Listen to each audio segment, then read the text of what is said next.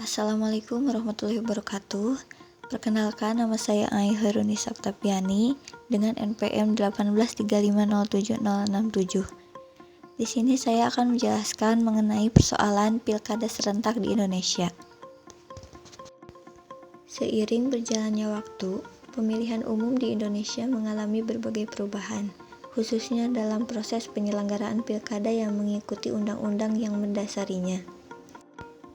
Pemilihan kepala daerah secara langsung oleh rakyat telah dilaksanakan sejak tahun 2005 hingga tiba pilkada serentak di Indonesia tahun 2020 yang merupakan sejarah demokrasi pada masa pandemi.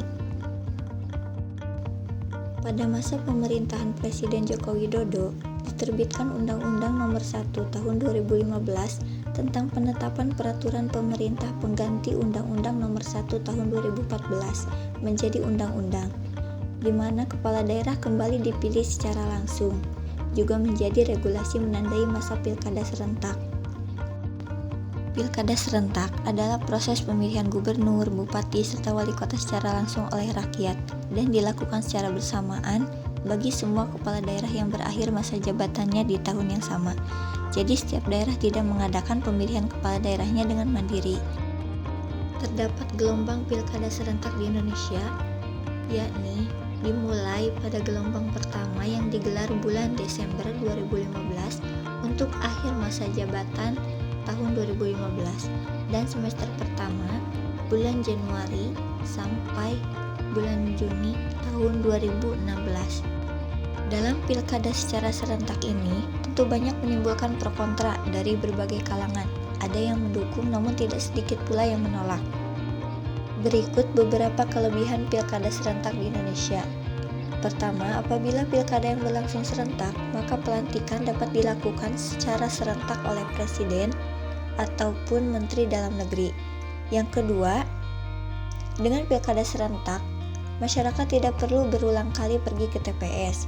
Yang ketiga, dapatnya efisiensi biaya dan waktu bagi masyarakat. Yang keempat, tim sukses tidak terlalu banyak.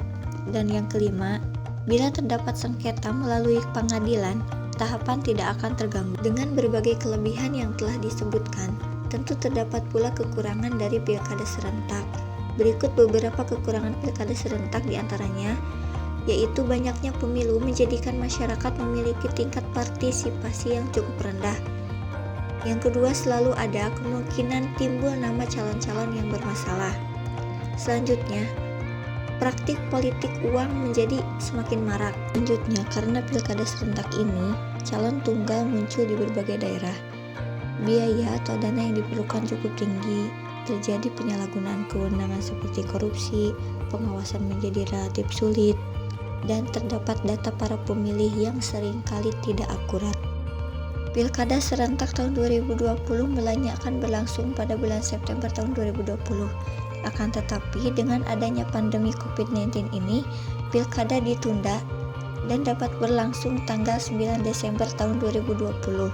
Dengan seperti masih banyaknya masyarakat yang suka berkerumun dan lain sebagainya, pemerintah, DPR, KPU, dan Bawaslu membuat peraturan baru supaya proses pilkada serentak dapat tetap berlangsung sesuai protokol kesehatan.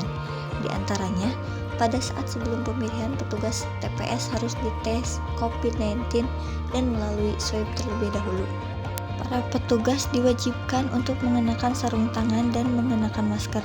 Begitupun bagi para pemilih yang akan memilih, harus datang ke TPS dengan menggunakan masker dan jumlah pemilih pun dibatasi dan datang secara terjadwal. Para pemilih akan disediakan tempat cuci tangan, hand sanitizer, serta melalui pengecekan suhu badan terlebih dahulu, serta diingatkan untuk selalu menjaga jarak. Semua ini dilakukan sebagai upaya pencegahan penularan virus COVID-19. Dapat disimpulkan bahwa pilkada yang berlangsung secara serentak terdapat kelebihan dan kekurangan yang menimbulkan pro dan kontra dari berbagai pihak. Oleh karena itu, pemerintah diharapkan mampu menegakkan dan memutuskan kiranya seperti apa pilkada yang baik untuk dilakukan. Meskipun harus secara serentak, pengawasan pilkada serentak yang berikutnya harus lebih ditingkatkan lagi. Mungkin hanya itu yang dapat saya sampaikan. Mohon maaf apabila ada kesalahan. Wassalamualaikum warahmatullahi wabarakatuh.